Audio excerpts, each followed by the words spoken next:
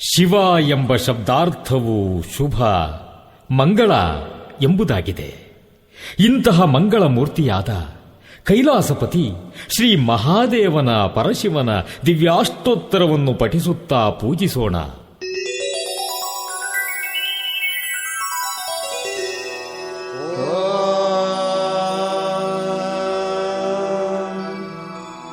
ಶಿವಾಯ ನಮಃ. ಓಂ ಮಹೇಶ್ವರಾಯ ನಮಃ. ಓಂ ಶಂಭವೇ ನಮಃ. ಓಂ ಪಿನಾಕಿನೇ ನಮಃ. ಓಂ ಶಶಿಶೇಖರಾಯ ನಮಃ. ಓಂ ವಾಮದೇವಾಯ ನಮಃ. ಓಂ ವಿರೂಪಾಕ್ಷಾಯ ನಮಃ. ಓಂ ಕಪರ್ದಿನೇ ನಮಃ. ಓಂ ನೀಲಲೋಹಿತಾಯ ನಮಃ. ಓಂ ಶಂಕರಾಯ ನಮಃ. ಓಂ ಶೂಲಪಾಣಯೇ ನಮಃ. ಓಂ ಖಟ್ವಾಂಗಿನೇ ನಮಃ. ಓಂ ವಿಷ್ಣುವಲ್ಲಭಾಯ ನಮಃ. ಓಂ ಶಿಬಿವಿಷ್ಟಾಯ ನಮಃ. ಓಂ ಅಂಬಿಕಾನಾಥಾಯ ನಮಃ. ಓಂ ಶ್ರೀಕಂಠಾಯ ನಮಃ. ಓಂ ಭಕ್ತವತ್ಸಲಾಯ ನಮಃ. ಓಂ ಭವಾಯ ನಮಃ. ಓಂ ಶರ್ವಾಯ ನಮಃ. ಓಂ ತ್ರಿಲೋಕೇಶಾಯ ನಮಃ. ಓಂ ಶಿತಿಕಂಠಾಯ ನಮಃ. ಓಂ ಶಿವಾಪ್ರಿಯಾಯ ನಮಃ. ಓಂ ಉಗ್ರಾಯ ನಮಃ. ಓಂ ಕಪರ್ದಿನೇ ನಮಃ. ಓಂ ಕಾಮಾರಯೇ ನಮಃ. ಓಂ ಅಂಧಕಾಸುರಸೂದನಾಯ ನಮಃ. ಓಂ ಗಂಗಾಧರಾಯ ನಮಃ. ಓಂ ಲಲಾಟಾಕ್ಷಾಯ ನಮಃ. ಓಂ ಕಾಲಕಾಲಾಯ ನಮಃ. ಓಂ ಕೃಪಾನಿಧಯೇ ನಮಃ. ಓಂ ಭೀಮಾಯ ನಮಃ. ಓಂ ಪರಶುಹಸ್ತಾಯ ನಮಃ. ಓಂ ಮೃಗಪಾಣಯೇ ನಮಃ. ಓಂ ಜಟಾಧರಾಯ ನಮಃ. ಓಂ ಕೈಲಾಸವಾಸಿನೇ ನಮಃ. ಓಂ ಕವಚಿನೇ ನಮಃ. ಓಂ ಕಠೋರಾಯ ನಮಃ. ಓಂ ತ್ರಿಪುರಾಂತಕಾಯ ನಮಃ. ಓಂ ವೃಷಾಂಕಾಯ ನಮಃ. ಓಂ ವೃಷಭಾರೂಢಾಯ ನಮಃ. ಓಂ ಭಸ್ಮೋದ್ಧೂಳಿತ ವಿಗ್ರಹಾಯ ನಮಃ. ಓಂ ಸಾಮಪ್ರಿಯಾಯ ನಮಃ. ಓಂ ಸ್ವರಮಯಾಯ ನಮಃ. ಓಂ ತ್ರಯೀಮೂರ್ತಯೇ ನಮಃ. ಓಂ ಅನೇಶ್ವರಾಯ ನಮಃ. ಓಂ ಸರ್ವಜ್ಞಾಯ ನಮಃ. ಓಂ ಪರಮಾತ್ಮನೇ ನಮಃ. ಓಂ ಸೋಮಸೂರ್ಯಾಗ್ನಿಲೋಚನಾಯ ನಮಃ. ಓಂ ಹವಿಷೇ ನಮಃ. ಓಂ ಯಜ್ಞಮಯಾಯ ನಮಃ. ಓಂ ಸೋಮಾಯ ನಮಃ. ಓಂ ಪಂಚವಕ್ತ್ರಾಯ ನಮಃ. ಓಂ ಸದಾಶಿವಾಯ ನಮಃ. ಓಂ ವಿಶ್ವೇಶ್ವರಾಯ ನಮಃ. ಓಂ ವೀರಭದ್ರಾಯ ನಮಃ. ಓಂ ಗಣನಾಥಾಯ ನಮಃ. ಓಂ ಪ್ರಜಾಪತಯೇ ನಮಃ. ಓಂ ಹಿರಣ್ಯರೇತಸೇ ನಮಃ. ಓಂ ದುರ್ಧರ್ಷಾಯ ನಮಃ. ಓಂ ಗಿರೀಶಾಯ ನಮಃ. ಓಂ ಅನಘಾಯ ನಮಃ. ಓಂ ಭುಜಂಗಭೂಷಣಾಯ ನಮಃ. ಓಂ ಭರ್ಗಾಯ ನಮಃ. ಓಂ ಗಿರಿಧನ್ವನೇ ನಮಃ. ಓಂ ಗಿರಿಪ್ರಿಯಾಯ ನಮಃ. ಓಂ ಕೃತ್ಯವಾಸಸೇ ನಮಃ. ಓಂ ಪುರಾರಾತಯೇ ನಮಃ. ಓಂ ಭಗವತೆ ನಮಃ. ಓಂ ಪ್ರಮಥಾಧಿಪಾಯ ನಮಃ. ಓಂ ಮೃತ್ಯುಂಜಯಾಯ ನಮಃ. ಓಂ ಸೂಕ್ಷ್ಮತನವೇ ನಮಃ. ಓಂ ಜಗದ್ವ್ಯಾಪಿನೇ ನಮಃ. ಓಂ ಜಗದ್ಗುರವೇ ನಮಃ. ಓಂ ವ್ಯೋಮಕೇಶಾಯ ನಮಃ. ಓಂ ಮಹಾಸೇನಜನಕಾಯ ನಮಃ. ಓಂ ಚಾರವಿಕ್ರಮಾಯ ನಮಃ. ಓಂ ರುದ್ರಾಯ ನಮಃ. ಓಂ ಭೂತಪತಯೇ ನಮಃ. ಓಂ ಸ್ಥಾಣವೇ ನಮಃ. ಓಂ ಅಹಿರ್ಬುದ್ಧ್ಯಾಯ ನಮಃ. ಓಂ ದಿಗಂಬರಾಯ ನಮಃ. ಓಂ ಅಷ್ಟಮೂರ್ತಯೇ ನಮಃ. ಓಂ ಅನೇಕಾತ್ಮನೇ ನಮಃ. ಓಂ ಸಾತ್ವಿಕಾಯ ನಮಃ. ಓಂ ಶುದ್ಧವಿಗ್ರಹಾಯ ನಮಃ. ಓಂ ಶಾಶ್ವತಾಯ ನಮಃ. ಓಂ ಖಂಡಪರಶವೇ ನಮಃ. ಓಂ ಅಜಾಯ ನಮಃ. ಓಂ ಪಾಶವಿಮೋಚಕಾಯ ನಮಃ. ಓಂ ಮೃಡಾಯ ನಮಃ. ಓಂ ಪಶುಪತಯೇ ನಮಃ. ಓಂ ದೇವಾಯ ನಮಃ. ಓಂ ಮಹಾದೇವಾಯ ನಮಃ. ಓಂ ಅವ್ಯಯಾಯ ನಮಃ. ಓಂ ಹರಯೇ ನಮಃ. ಓಂ ಪೂಷದಂತಭಿದೇ ನಮಃ. ಓಂ ಅವ್ಯಗ್ರಾಯ ನಮಃ. ಓಂ ದಕ್ಷಾಧ್ವರಹರಾಯ ನಮಃ. ಓಂ ಹರಾಯ ನಮಃ. ಓಂ ಭಗನೇತ್ರಭಿದೇ ನಮಃ. ಓಂ ಅವ್ಯಕ್ತಾಯ ನಮಃ. ಓಂ ಸಹಸ್ರಾಕ್ಷಾಯ ನಮಃ. ಓಂ ಸಹಸ್ರಪದೇ ನಮಃ. ಓಂ ಅಪವರ್ಗಪ್ರದಾಯ ನಮಃ. ಓಂ ಅನಂತಾಯ ನಮಃ. ಓಂ ತಾರಕಾಯ ನಮಃ. ಓಂ ಪರಮೇಶ್ವರಾಯ ನಮಃ. ಹಿಮಗಿರಿ ನಿಲಯೇ, ಗಿರಿರಾಜ ತನಯೇ, ಮಹಾಬಲನಾದ ಪರಶಿವನನ್ನು ತಪಸ್ಸಿನಿಂದ ತೃಪ್ತಿಪಡಿಸಿ ಶಿವನ ಕೈ ಹಿಡಿದ, ಶಿವನ ದೇಹದಲ್ಲಿ ಅರ್ಧ ಭಾಗ ತಾನಾದ ಶಿವನ ಪ್ರೇಮದ ಪುತ್ಥಳಿ ಶ್ರೀ ಶಿವಕಾಮ ಸುಂದರಿಯ ದಿವ್ಯ ಅಷ್ಟೋತ್ತರವನ್ನು ಪಠಿಸಿ ಪೂಜಿಸಿ ಧನ್ಯಾತ್ಮರಾಗೋಣ.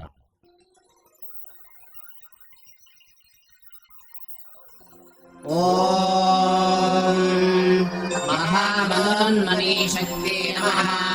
ಓಂ ಶಿವಶಕ್ತಿ ನಮಃ. ಓಂ ಶೃಂಗರಿ ನಮಃ.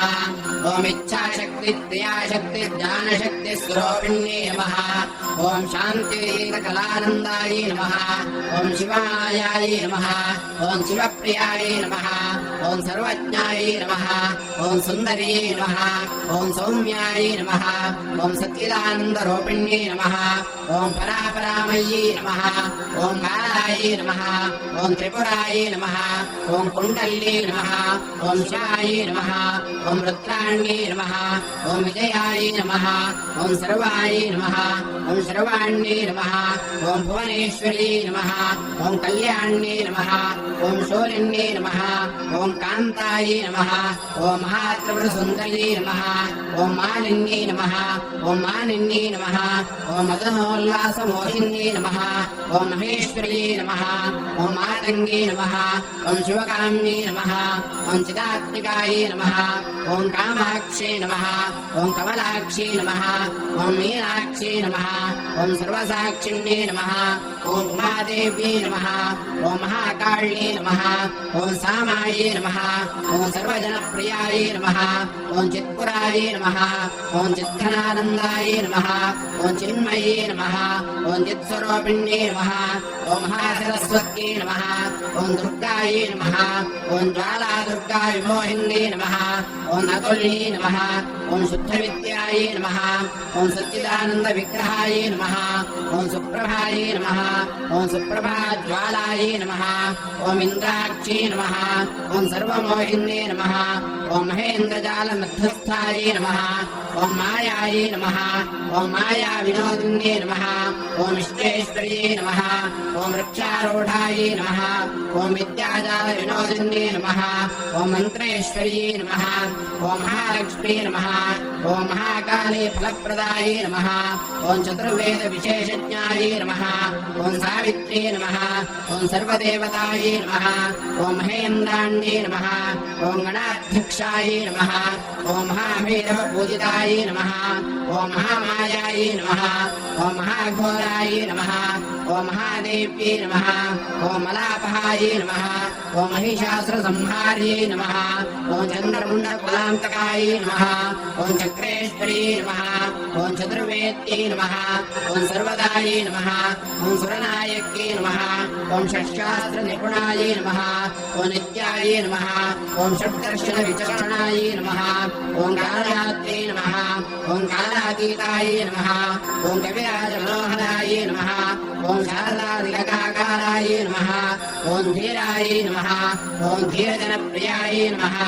ಓಂ ಮುಖಮಾಯೇ ನಮಃ. ಓಂ ಮಹಾಮಾರ್ಯೇ ನಮಃ. ಓಂ ಕ್ಷಿಪ್ರಮಾಯೇ ನಮಃ. ಓಂ ರಣಪ್ರಿಯಾಯೇ ನಮಃ. ಓಂ ಅನ್ನಪೂರ್ಣೇಶ್ವರ್ಯೇ ನಮಃ. ಓಂ ಮಾತ್ರೇ ನಮಃ. ಓಂ ಸ್ವರ್ಣಾಕಾರ ತಾಡಿಪ್ರಭಾಯೇ ನಮಃ. ಓಂ ಸರ್ವವ್ಯಂಜನ ಪ್ರಣೋದಯಾಯೇ ನಮಃ. ಓಂ ಗತ್ಯಗತ್ಯಾಧಿಕಾರಣಾಯೇ ನಮಃ. ಓಂ ಪದವಾಕ್ಯಾರ್ಥ ನಿಲಯಾಯೇ ನಮಃ.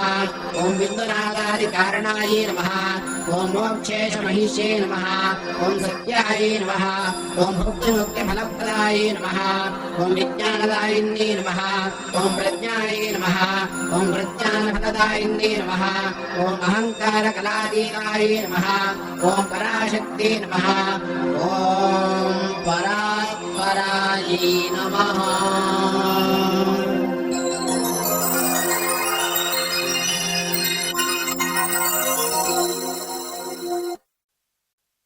ಸರ್ವಾರಿಷ್ಟ ನಾಶಕ್ಕಾಗಿ, ಸರ್ವ ದುಷ್ಟ ಶಕ್ತಿಗಳ ನಿಗ್ರಹಕ್ಕಾಗಿ, ಸರ್ವ ಪೀಡಾ ಪರಿಹಾರಕ್ಕಾಗಿ ಶಿವಸ್ವರೂಪಿ ಶ್ರೀ ಭೈರವನ ದಿವ್ಯಾಷ್ಟೋತ್ತರವನ್ನು ಪಠಿಸುತ್ತಾ ಪೂಜಿಸೋಣ.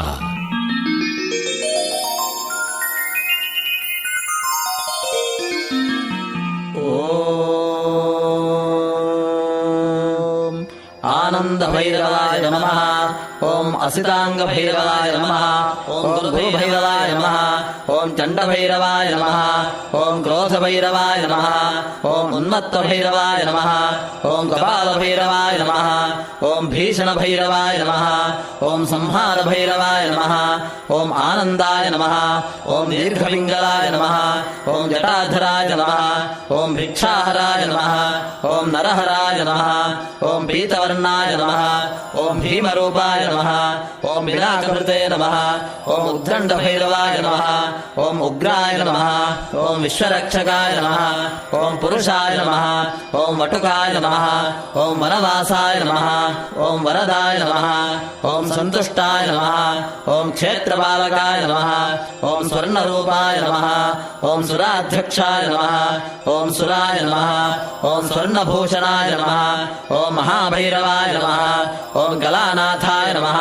ಓಂ ಕಾಲಾಂತಕಾಯ ನಮಃ ಓಂ ಕಂಕಾಲಧರಾಯ ನಮಃ ಓಂ ಕಾಲಭೈರವಾಯ ನಮಃ ಓಂ ಕಲ್ಪಾಂತಭೈರವಾಯ ನಮಃ ಓಂ ಕಪಾಲಮಾಲಾಧರಾಯ ನಮಃ ಓಂ ಕಪಾಲಿನೇ ನಮಃ ಓಂ ಕಲಿದೋಷಹರಾಯ ನಮಃ ಓಂ ಶೂಲಿನೇ ನಮಃ ಓಂ ಧನ್ಯಾಯ ನಮಃ ಓಂ ದಯಾನಿಧಯೇ ನಮಃ ಓಂ ದಂಡಪಾಣಯೇ ನಮಃ ಓಂ ಕಲ್ಯಾಯ ನಮಃ ಓಂ ದಾನವಾರಯೇ ನಮಃ ಓಂ ದಿಗಂಬರಾಯ ನಮಃ ಓಂ ದಿವ್ಯಮೂರ್ತಯೇ ನಮಃ ಓಂ ದಿವ್ಯಾಯ ನಮಃ ಓಂ ದುಷ್ಟನಿಗ್ರಹಾಯ ನಮಃ ಓಂ ಸವಿತ್ರೇ ನಮಃ ಓಂ ವಿಜಯಾಯ ನಮಃ ಓಂ ವಿಮಲಾಯ ನಮಃ ಓಂ ವೀರಾಯ ನಮಃ ಓಂ ಶೂರಾಯ ನಮಃ ಓಂ ಅಶ್ವವಾಹನಾಯ ನಮಃ ಓಂ ಮಾರ್ತಾಂಡಭೈರವಾಯ ನಮಃ ಓಂ ಮಾನ್ಯಾಯ ನಮಃ ಓಂ ಮಾನದಾಯ ನಮಃ ಓಂ ಮನ್ಮಥನಾಶನಾಯ ನಮಃ ಓಂ ತೀರ್ಥಪ್ರದಾಯ ನಮಃ ಓಂ ತೀರ್ಥಕರಾಯ ನಮಃ ಓಂ ತೀರ್ಥವಾಸಾಯ ನಮಃ ಓಂ ಅಭಯಪ್ರದಾಯ ನಮಃ ಓಂ ಭಗವತೆ ನಮಃ ಓಂ ಖಂಡಪರಶವೇ ನಮಃ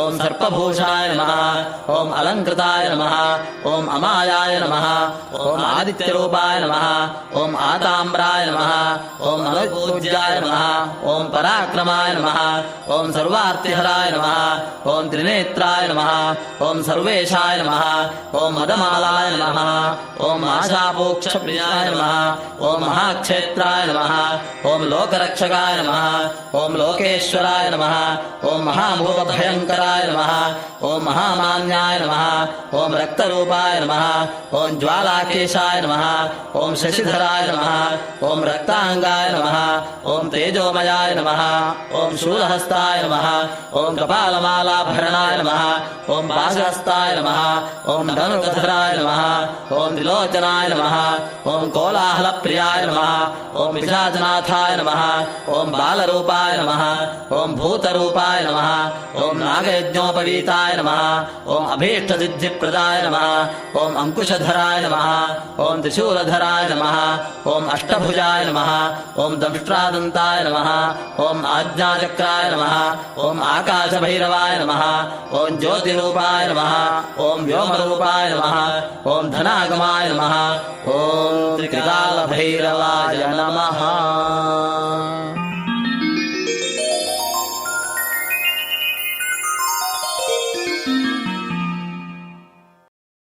ಯೋಗ ಹಾಗೂ ಜ್ಞಾನ ಸಿದ್ಧಿಗೆ ಶ್ರೀ ದಕ್ಷಿಣಾಮೂರ್ತಿಯ ದಿವ್ಯಾಷ್ಟೋತ್ತರವನ್ನು ಪಠಿಸೋಣ, ಪೂಜಿಸೋಣ.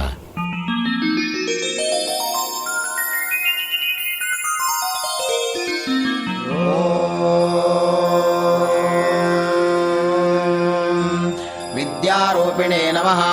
ಓಂ ಮಹಾಯೋಗಿನೇ ನಮಃ. ಓಂ ಶುದ್ಧಜ್ಞಾನಿನೇ ನಮಃ. ಓಂ ಪಿನಾಕಧೃತೆ ನಮಃ. ಓಂ ರಕ್ತಾಲಂಕೃತ ಸರ್ವಾಂಗಿನೇ ನಮಃ. ಓಂ ರತ್ನಮೌಳಯೇ ನಮಃ. ಓಂ ಜಟಾಧರಾಯ ನಮಃ. ಓಂ ಗಂಗಾಧಾರಿಣೇ ನಮಃ. ಓಂ ಅಚಲದಾಸಿನೇ ನಮಃ. ಓಂ ಮಹಾಜ್ಞಾನಿನೇ ನಮಃ. ಓಂ ಸಮಾಧಿಕೃತೆ ನಮಃ. ಓಂ ಅಪ್ರಮೇಯಾಯ ನಮಃ. ಓಂ ಯೋಗನಿಧಯೇ ನಮಃ. ಓಂ ತಾರಕಾಯ ನಮಃ. ಓಂ ಭಕ್ತವತ್ಸಲಾಯ ನಮಃ. ಓಂ ಬ್ರಹ್ಮರೂಪಿಣೇ ನಮಃ. ಓಂ ಜಗದ್ವ್ಯಾಪಿನೇ ನಮಃ. ಓಂ ವಿಷ್ಣುಮೂರ್ತಯೇ ನಮಃ. ಓಂ ಪುರಾತನಾಯ ನಮಃ. ಓಂ ವೃಕ್ಷವಾಹಾಯ ನಮಃ. ಓಂ ಚರ್ಮವಾಸಸೇ ನಮಃ. ಓಂ ಪೀತಾಂಬರ ವಿಭೂಷಣಾಯ ನಮಃ. ಓಂ ಮೋಕ್ಷದಾಯಿನೇ ನಮಃ. ಓಂ ಮೋಕ್ಷನಿಧಯೇ ನಮಃ. ಓಂ ಅಂಧಕಾರಯೇ ನಮಃ.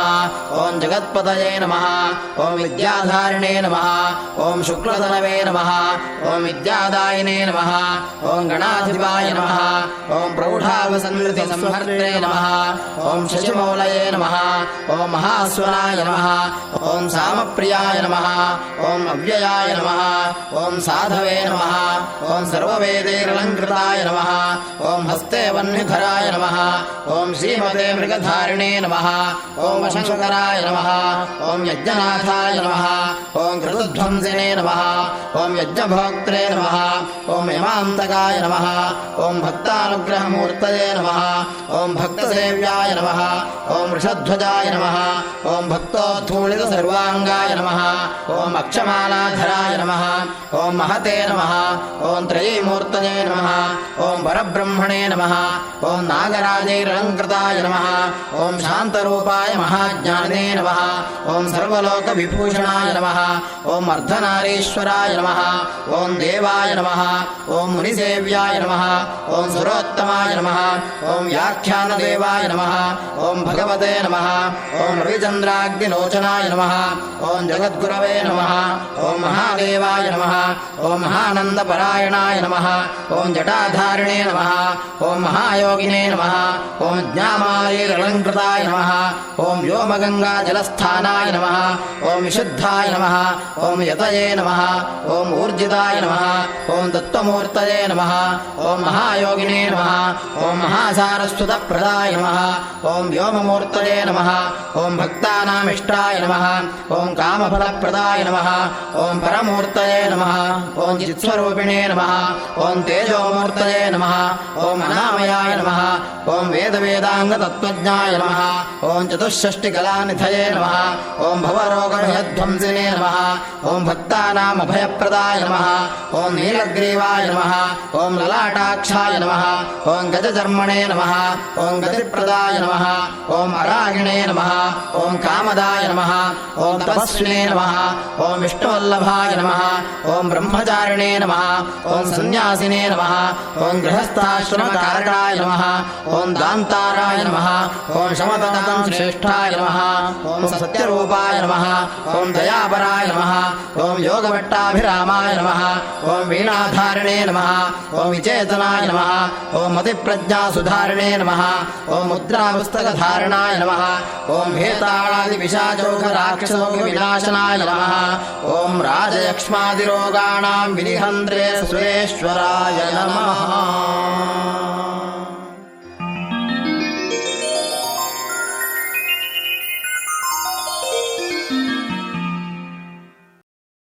ದುಷ್ಟ ಶಕ್ತಿಗಳನ್ನು ವಾಮಾಚಾರ ಪ್ರಯೋಗಗಳನ್ನು ನಿರ್ಜಿಸುವ ಸಕಲ ಪೀಡೆಗಳನ್ನು ನಿವಾರಿಸುವ ಶ್ರೀ ವೀರಭದ್ರ ದೇವರ ದಿವ್ಯಾಷ್ಟೋತ್ತರವನ್ನು ಪಠಿಸೋಣ, ಪೂಜಿಸೋಣ.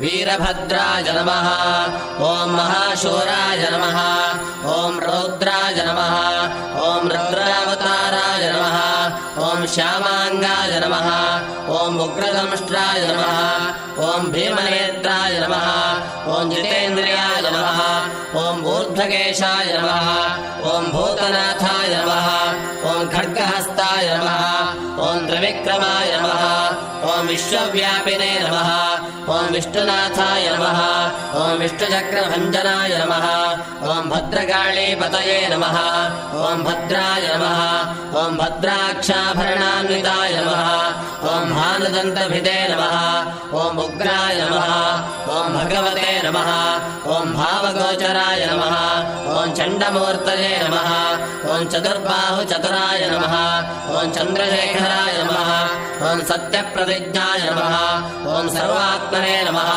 ॐ सर्वसाक्षिणे नमः ॐ निरामयाय नमः ॐ नित्याय नमः ॐ निर्धूतपापोघाय नमः ॐ निर्विकल्पाय नमः ॐ निरञ्जनाय नमः ॐ भारतीनासिकाच्छेदाय नमः ॐ भवरोगमहाभिषजे नमः ॐ भक्तेकरक्षणाय नमः ॐ बलवते नमः ॐ भस्मोद्धूलितविग्रहाय नमः ॐ दक्षालये नमः ॐ धर्ममूर्तये नमः ॐ दैत्यसङ्घभयङ्कराय नमः ॐ पात्रहस्ताय नमः ॐ पावकाक्षाय नमः ॐ पद्माक्षादिवन्दिताय नमः ॐ मुखान्धकाय नमः ॐ महातेजसे नमः ॐ महाभयनिवारणाय नमः ॐ महावीरगणाध्यक्षाय नमः ॐ महाघोरनृसिंहजिते नमः ॐ निःश्वासमारुतोद्धुलकुलपर्वतसञ्चयाय नमः ॐ दन्तनिष्पेषणारामुखरीकृतदिक्कटाय नमः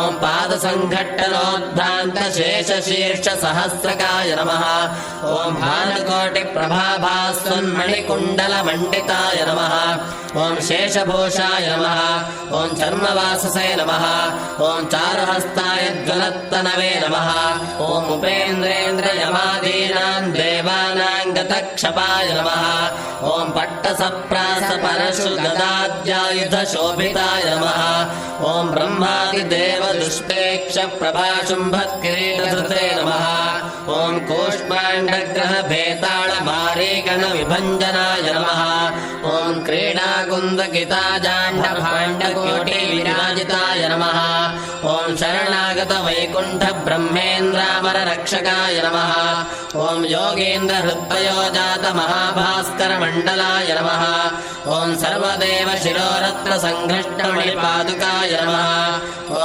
ग्रैवेयहारकेयूरकाञ्चीकटकभूषिताय नमः ॐ वागतीताय नमः ॐ दक्षहराय नमः ॐ वह्निजिह्वानिकृन्तनाय नमः ॐ सहस्रबाहवे नमः ॐ सर्वज्ञाय नमः ॐ सच्चिदानन्दविग्रहाय नमः ॐ भयावहाय नमः ॐ भक्तलोकारातितीक्ष्णविलोचनाय नमः ॐ कारुण्याक्षाय नमः ॐ गणाध्यक्षाय नमः ॐ गर्वितासुरदर्पहृते नमः ॐ सम्पत्कराय नमः ॐ सदानन्दाय नमः ॐ सर्वाभीष्टफलप्रदाय नमः ॐ नूपुरालङ्कृतपदाय नमः ॐ व्यालयज्ञोपवीतकाय नमः ॐ भगनेत्रहराय नमः ॐ दीर्घबाहवे नमः ॐ बन्धविमोचनाय नमः ॐ तेजोमयाय नमः ॐ कवचिने नमः ॐ भृगुष्मश्चुविलुम्बकाय नमः ॐ